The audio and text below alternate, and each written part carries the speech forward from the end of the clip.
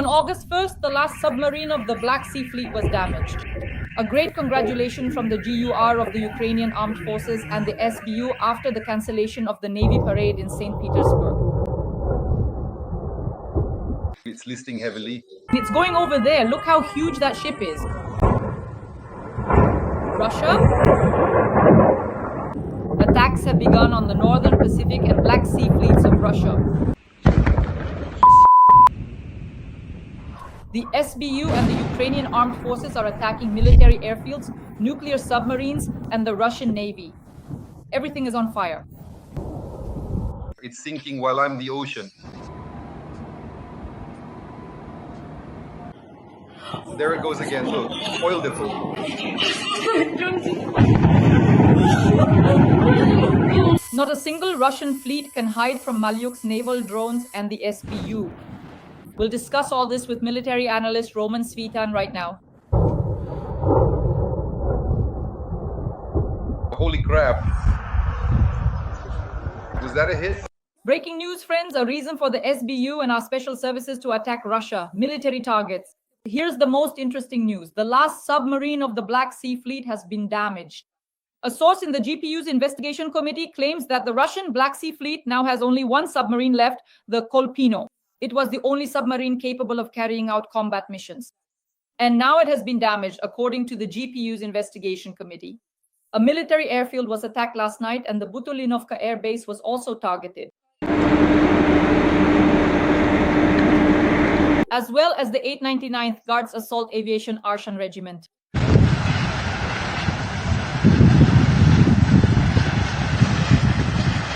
For several days in a row, the Ukrainian Air Force has been attacking military factories in Russia. This time, the Tambov powder plant in the city of Kotovsk was hit. Damn, I can't keep up. There. Everything's on fire. Maybe it's the factory. The factory? Take a look at what's over there. We're screwed. Last night, the permanent deployment point of Russian militants in Marino-Kursk region was attacked. That was the base of one of the Russian airborne forces units. The number, about a company.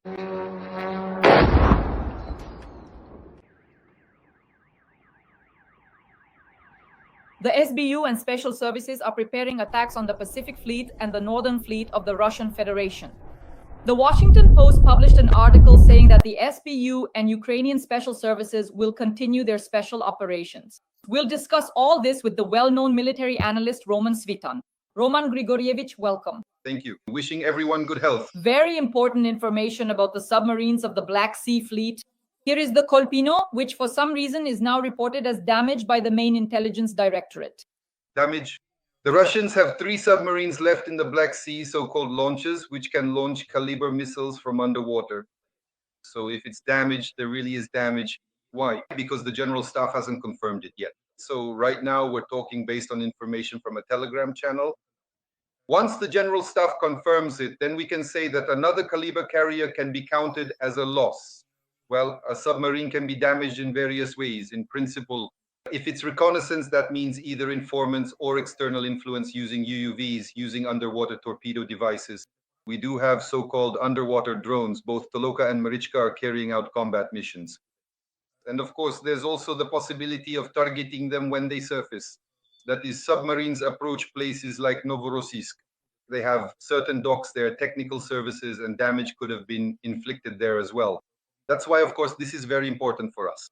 For example, damaging the submarines specifically. Submarines, because in the Black Sea at the moment, we can't really track them properly. That is, while we can see Russian surface ships well, if a submarine dives deep, it's very difficult. It's possible in principle, but for that, you need entire air operations, by the way, including the use of certain hydro buoys, in other words, with specific means to detect the submarine, and even then, sinking it is very difficult. That's why it's optimal to damage it, of course, while it's on the surface, and even better in the area of Novorossiysk. Why has Novorossiysk been waiting for action from our army for so long? The intelligence services seem to have forgotten about it, about the Novorossiysk direction, most likely because there's an oil terminal nearby. And right now, the intelligence services are as afraid of any Russian oil infrastructure as they are of fire. In other words, Ukrainian intelligence services are quicker to steer clear of oil facilities than the Russians themselves. So now, of course, the question is for our army. That is, our armed forces of Ukraine are not as tightly tied to certain power structures as the intelligence services are. They mostly act as their errand boys. But the army is already carrying out combat missions and understands for itself that if they don't destroy, say, Russian submarines in Novorossiysk, and naturally if they don't also hit the oil terminal in Novorossiysk, then in the end they'll be the ones who have to die. The intelligence services aren't the ones dying. It's the soldier who dies on the front line of combat, while the intelligence services, instead of destroying hydrocarbon targets under Malyuk and Budanov sanctions, just throw up their hands and say, oh dear, oh no, we can't, we weren't able to, and so on and so forth. That's why the military now has to take on this task, the destruction of Russian hydrocarbon infrastructure, including the bases of Russian submarines. There are just too many questions. There are just too many questions. They are not fulfilling their direct official duties. Destroying Russian military targets is the main task of the armed forces of Ukraine. That's the army. Honestly, right now, this is Magyar's main task, to use long-range strike capabilities, mostly drones, to destroy, including the enemy's rear position. And the special services should be dealing with internal problems, and we have more than enough of those. They received orders not to strike Russian oil and gas infrastructure. Of course, we are very grateful that they once lent a helping hand to the armed forces of Ukraine, but in the end, it's time to focus on internal enemies and internal issues. That's regarding the special services. And as for Magyar, believe me, he'll handle it. I think Magyar would send anyone who orders him not to strike a military target, such as, for example, the oil and gas sector of Russia, straight in the direction of the Russian warship. Of course, they'll come up with something for the 12th offer congratulations, but right now, after the special services have shown themselves in a very bad light because they failed to fulfill their direct duties, they didn't arrest those in contact with the Russians, they didn't arrest the person who gave the order not to strike Russian oil refineries. In other words, they failed in their task. So let the army handle it. Since the special services have already shifted into the mode of the Ministry of Internal Affairs, meaning they've moved closer to that old, still Soviet school, then at least let the armed forces of Ukraine do the work now. All the more so because it's long overdue for the special services to, let's put it mildly, change their focus. The main intelligence directorate should not be subordinate to the Minister of Defense, especially not a civilian one. The main intelligence directorate should be subordinate to the general staff of the armed forces of Ukraine, and within it should be the same special operations forces. In other words, it's a unified system, and what should they be doing there? Destroying Russian military targets, including the oil refining sector. The security service of Ukraine also should no longer exist. Why? Because, for example, engaging in political investigations for those in power, the so-called elites, is something we don't need. After all, we are a democratic country, a European one. That's why all these KGB-style habits need to be completely eliminated. I'm talking about those habits. And the political investigators from the SBU who are freed up should be sent to the armed forces of Ukraine, to the infantry. That would be the optimal solution. The only structure that should remain and actually function is counterintelligence. But again, counterintelligence needs to be brought under the general staff, that is placed under the command of the armed forces of Ukraine. This would become the main intelligence directorate, which would include counterintelligence as part of it. That's it. We shouldn't have a main intelligence directorate under the Ministry of Defense, nor should we have the SBU. In other words, it simply shouldn't exist. The army should be focused on combat missions, that is, systematic work to destroy Russia's military economy and Russian military targets. This is the optimal option for us. Right now, we can't afford to support intelligence agencies that, to put it mildly, aren't even catching mice inside the country. That's the least of it. Roman Grigorievich, the airfield has been attacked. Butulinovka. The 899th Guards Assault Aviation Orsha Regiment. There have been explosions, there is damage. Let's discuss this. Well, it's an assault regiment. That means there are Russian Sukhoi stationed there, Russian Sukhois, a large number of them. We've hit Butulinovka several times, but we've never completely taken it out. Well, in principle, it's practically impossible to completely take out any airfield unless you have the ability to get to the runway, for example, with bombers and drop free-fall bombs, mainly concrete piercing ones with some really, really good bombing. If that's not entirely possible, then at most you can potentially damage, especially if it involves drones, the airfield's essential technical equipment, and any vehicles currently present, including various Russian aircraft. I think within a couple of days, the general staff, after decoding operational monitoring data and analyzing satellite images, which our intelligence will obtain, will report the actual losses. But Butulinovka is one of the tactical aviation airfields that will be destroyed if possible at the very least. The only thing is, of course, they now realize that we're starting to reach such distances, so they'll begin to disperse their tactical aviation. Attack aircraft are tactical aviation. Roman Grigorievich, we've just noticed that we're intensively attacking military airfields and in general facilities of Russia's military industrial complex. Just in the last 15 days, 1 military space reconnaissance unit was attacked, 3 airfields, 13 enterprises connected to the military industrial complex. An additional 4 were attacked again within the month, and 3 more airfields. The focus is on chemical plants and ammunition production. How do you assess the work that's been done specifically over the past 2 weeks? And here, we can actually praise and commend our brave army, because the vast majority of these impactful strikes are indeed the commendable work of our very own dedicated troops, the courageous armed forces of Ukraine, who have demonstrated remarkable resilience and strategic prowess. Mainly it's them. In other words, the drone forces, the air forces are involved, and the Navy as well. That is, they have their own fleet in this regard. Recently, Madhyar has proven himself very well in commanding the drone forces, meaning there is some significant work happening within the command system. So this is all precisely the systematic work of the army, which targets military facilities. And here the key word is systematic. This word, systematic. Systematic work. Why? Because the special services swoop in, peck at something, run off, peck at something else, show off a bit, and then run off again. But the army, if it moves slowly, you will come down from the mountain and take the whole Russian herd. That's how the army operates. That's why it's ideal when the armed forces are fully formed and they don't need anyone else at all. Within the armed forces, there should be their own special services, which must carry out combat missions according to the combat charter and the oath that servicemen and officers at the very least give to the people of Ukraine, and not listen to politicians who tie the hands of the special services. But the special services, like little lapdogs, run errands for the politicians. The army doesn't work like that. The army can clean itself out thoroughly from within and even twist the heads off politicians who are working for the enemy. So this was actually a precise operation. The destruction of powder factories, the destruction of airfields, aircraft on the airfields, the destruction of production facilities, especially electronics. So in just a couple of weeks, probably about 12.5, as we've been discussing almost every other day, about 12.5 major significant Russian targets have been destroyed. The only thing left now is to continue, not with Malyuk's or Budanov's sanctions. Forget about both Malyuk, Budanov, and the sanctions. They won't be targeting the oil refineries anymore. We need to keep destroying the Russian hydrocarbon industry using the capabilities of unmanned systems. There is such an opportunity. Madhyar needs to prove himself. If even Madhyar fails, like the intelligence services did, then I guess the old guys will have to take care of this, rally their friends, and simply burn down the Russian hydrocarbon sector from the inside, so to speak, from within Russia. Dear audience, please like this video. In the comments, write a few kind words in support of Ukraine and let us know where you're watching from. We work for an audience all over the world so that people know the truth about Russian aggression, about Russia's war against Ukraine. That's why every like, every comment, and every subscription is priceless. I'm grateful to you for that. Roman Grigorievich last night, and actually for several days in a row, we have been attacking military factories in Russia. Right now, the Tambov powder plant in the city of Kotovsk is under attack. What have we analyzed? So, the Tambov powder plant produces pyroxylin powders for all types of small arms and artillery weapons, including systems of various calibers used by ground forces, the Navy, and aviation. It is also the main supplier of armor-piercing sub-caliber rounds for tank artillery. Roman Grigorievich, the floor is yours. Any powder plant is very difficult to hit and completely put out of commission. Well, at least it's practically impossible to do so with drones. So the fact that we managed to hit the Tambov powder plant today, well, it's good that we hit it.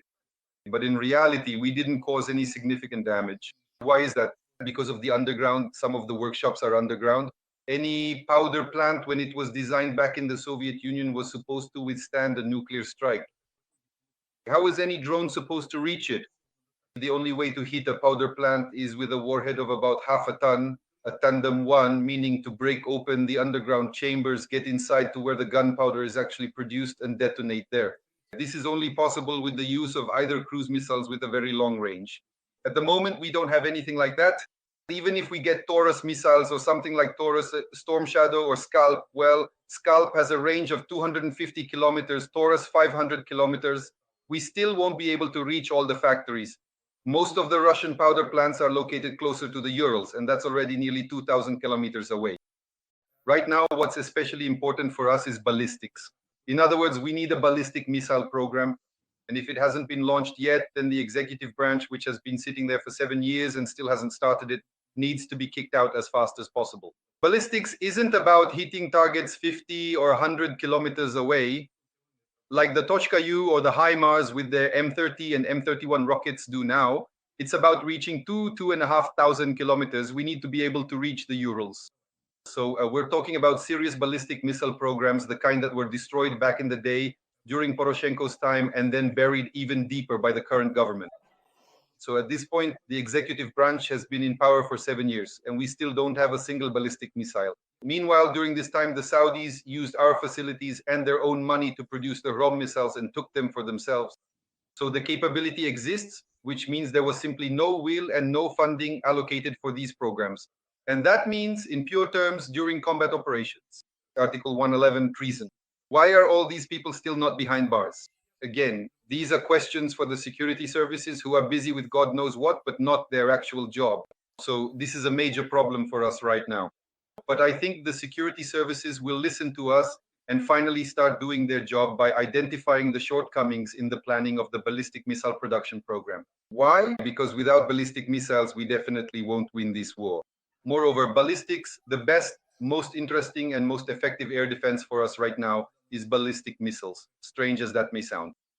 Because any strike on our territory, if a ballistic missile is sent in response toward Moscow, toward the Kremlin, and it's only 500 kilometers away, you don't need to reach the Urals. It's just 500 kilometers. How long is that? With a ballistic missile, that's basically 5 to 10 minutes of flight time. And this was the optimal option, but all our authorities in recent times have simply ruined it. In other words, they didn't allow the possibility of striking Moscow in response to attacks on Kyiv, Kharkiv, Dnipro, Zaporizhia, Odessa, Mykolaiv, basically all of Ukraine. So there's a big question here. I'll say it again, though, of course, there are supposedly no questions for the special services. They need to be handed over to the armed forces of Ukraine. That's already a death sentence for them. They're completely useless. The question is for the executive branch, because if we don't replace the executive branch now, we'll never have ballistic missiles at all, and we'll fight to the last Ukrainian if we don't strike Moscow and don't destroy Russia's hydrocarbon industry. The most effective and impactful sanction is precisely the direct and immediate destruction of Russian oil refineries, Russian terminals, and Russia's entire oil and gas extraction industry. In other words, this comprehensive approach should be considered incredibly important, because here's a very good and compelling point. So we talk about it, right? We made it to Tambov, set off some kind of fireworks there. Did we destroy the plant? No. Then what was the point of doing all that in the first place? Why waste drones that made it there, losing a ton of drones and decoys on the way to Tambov? So why do it? Maybe it would have been easier to just hit Novoshaktinsk, the Russian oil refinery in Novoshaktinsk, which specifically supplies diesel, gasoline, and aviation kerosene to the Russian army. That's the question. This is just for show. These displays, nobody needs them anymore at this point. Either this government will work specifically for Ukraine's victory, or it can go the same way as the previous Yanukovych government. They're sitting there comfortably in Moscow, bad-mouthing each other. That is, Yanukovych probably dragged some of them along with him somewhere in Barvika or wherever they're staying. In other words, they can't. You can't. And I'm addressing the executive branch now. If you can't do it, then clear the way, for heaven's sake. If you don't have the brains to accomplish certain tasks, to set them, to supervise them, and to deliver what we need, then clear the way. Let people who actually understand these issues step in. Why? Because otherwise we'll all end up badly, not just those in power. The authorities, of course, will grab their hard-earned, painstakingly accumulated property and scatter in all directions. Ukraine will be lost, and Ukrainians will be lost. Because in this kind of situation, if we don't strike where we need to strike, we simply won't exist anymore. We'll wear ourselves down in this sense. And the blame for this will lie with the executive authorities, who will scatter in all directions. So the question now is for the authorities, specifically for those people who are directly responsible for these issues. Well, as for Tambov getting a little scorched over there, that was just to scare the crows, at least for now. There were strikes before that. We discussed this with you at some point. There was a good strike on the fuel and lubricants depot in Engels. Almost the entire depot burned down. The only thing left there are the underground reservoirs. Several tens of thousands of tons of fuel, aviation kerosene. The so-called Russian depots, they still need to get to those. But again, you can only reach them either with intelligence operatives or with ballistic missiles, because those caissons are located in Kursk caves and you can't just get to them easily. Although, of course, you can always try. Roman Grigorievich, when we attacked the Iskander ballistic missile launchers in Bryansk, afterwards I read that many military analysts wrote, and there were even video materials saying that in this way Ukraine was testing or trying out our ballistic missiles, that a number of airfields were attacked by Ukrainian ballistic missiles. These were tests, and among other things, these launchers could have been attacked by Ukrainian ballistic missiles. What is your opinion on this kind of information? Every voice matters. Join our community, support independent journalism and help us bring you the truth from Ukraine. Become a member of Ukraine today. Join us now. Like in total nonsense. Let me explain why. For several weeks, we've been tearing this executive branch apart with 6-story curses because in the 7th year, they still don't have any ballistics. And most likely they just threw something into the information stream like, no, we just messed ourselves right here. That's exactly what I'm talking about. So what are Clean Sea? It's 50 kilometers from our border. What kind of ballistics? The kind we need. Clean Sea is 50 kilometers away, and an M31 rocket launched from a HIMARS can reach there.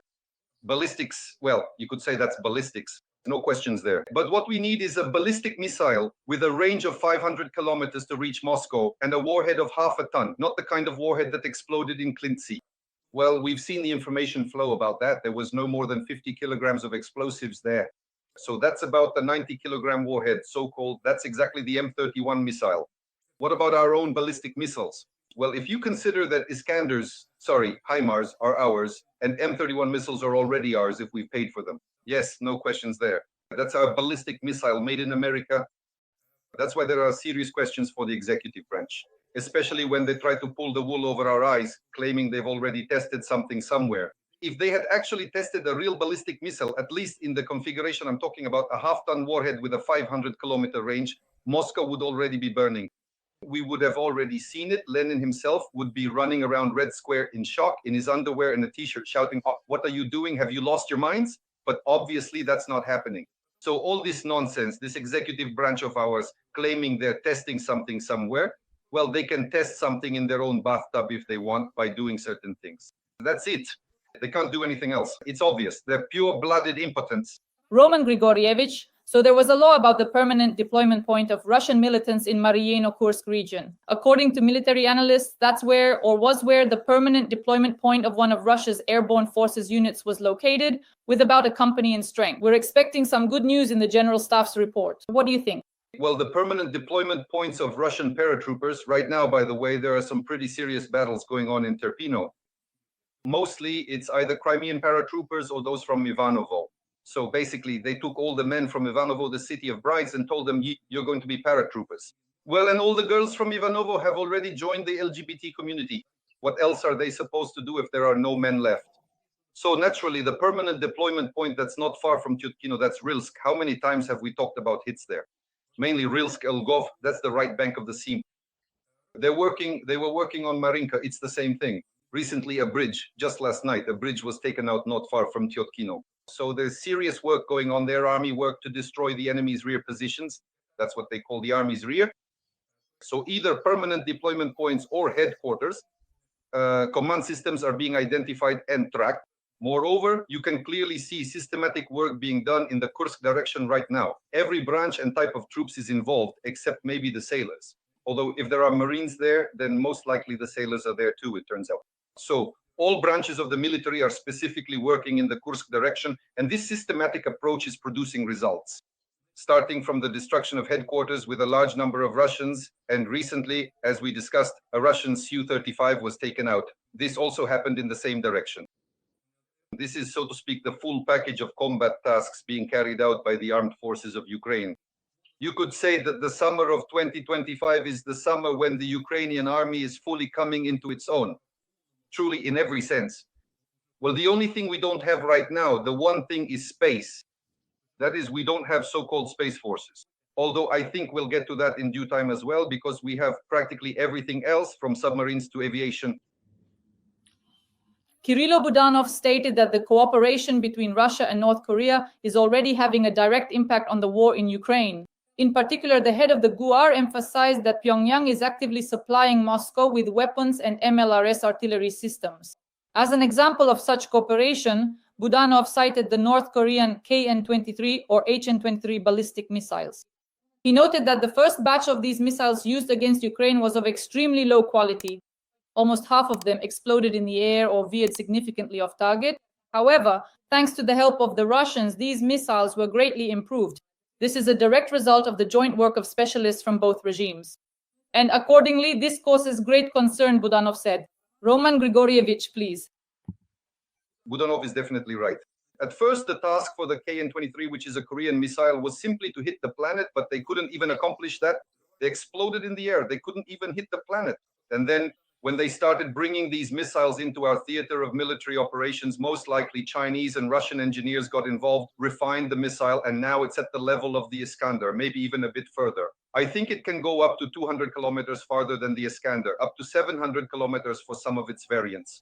And its warhead is 150 kilograms heavier. So basically, the missile has become quite dangerous now after skilled specialists got involved in its production. The thing is, they only got involved in the production of this missile a few months ago, or, well, maybe last year. Meanwhile, our government has been sitting around for 7 years and still can't manage to create this missile, especially since we had already created it before, at least to recreate it. I mean, the same Grom 2 that we had and then handed over to the Saudis. So they can't even manage that. Look at the North Korean donuts. They don't even finish eating them, probably because they have to give them all to Kim Jong-il since he's about to be overthrown. But in reality, of course, they can't do it. They don't participate in the world economy. They're completely cut off by sanctions. Nevertheless, they have ballistic missiles capable of reaching, if we had them, Moscow, and that's 700. Moscow is 450 kilometers away. And these are about 600 or 700 kilometers. Yet they managed to do it. So the North Korean donut was able to make these missiles. But our Minister of Defense, our donut, couldn't make these missiles. So they're kind of the same. One is just a bit wider than the other, but one has missiles and we don't. That's a big problem. That's why Budanov is right in the sense that he provides accurate information. Yes, but what's the use of it, of this information?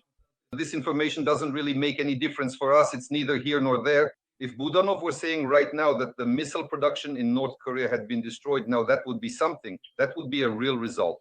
So the point isn't about Budanov. The issue is a systemic one, our systemic mistake in building up the armed forces. It shouldn't be like this, where we have about a dozen security agencies, a dozen of them, and they're all just drifting around, each doing their own thing. During wartime, everyone should be under a single command. The GUAR should be under the command, not of our Ponchik, but under the chief of the general staff. It should ultimately be under Gnatov's command, and then we won't be listening to or even hearing Budanov at all. Frankly, we shouldn't be hearing from him. So tell me, please, who is the head of the GRU of the Russian general staff? No one knows who he is. Why is that? Because that information is classified. But you hear Budanov everywhere. So this is not the right path. It's not the way intelligence should operate. That is, they should be carrying out combat missions. Exactly. And by the way, why is it that the Russians have the GRU, the main intelligence directorate of the general staff, while we have the main intelligence directorate of the Ministry of Defense? Do you think they're a fool sitting over there or something? But here we've created a certain structure just to siphon off money and drift around aimlessly. That's what it's called. Bring them in. The GUR needs to be brought under the general staff, under the GS, under NATO at the moment. He'll quickly set them straight and assign them where they need to go and what they need to do. It's the same story with the security service. And I've already talked about this. Counterintelligence should go to the GUR and the general staff, and everyone else should be integrated into the armed forces of Ukraine. We don't need political surveillance in a democratic country. They run around with folders, opening files on everyone. Who said what? Who gave a dirty look to these office rats and so on and so forth. So they have this problem getting involved in things that aren't their business, to say the least. But regarding North Korea, concrete decisions need to be made right now. It's not far away, really not far at all. North Korea and Ukraine share a border. Don't be shocked now. The Far Eastern Ukrainian People's Republic borders North Korea along the Tonkaya and Tumanaya rivers. The Tumanaya River. That's why this issue needs to be addressed right there, where, for example, our intelligence services should be working. Specifically this issue, the re-establishment of the Far Eastern Ukrainian People's Republic and engaging in hostilities with the North Korean donut along the Tumanaya River. That should be our objective. We'll see, because anything can happen. Just recently, a North Korean ship landed in the wrong place. Well, ships don't just fall for no reason. That's a whole other matter too. Dear audience, as always, please give this video a like. In the comments, write a few kind words in support of the armed forces of Ukraine as well as Ukraine itself. We work for an audience all over the world so that people know the truth about Russian aggression. And that's why every subscription and every comment from you is invaluable. I will be grateful to you for all of this. Together with the well-known military analyst Roman Svitan, we work 3 times a week on my YouTube channel, Monday, Wednesday, and Friday. Roman Grigorievich, thank you so much. As always, see you this Friday.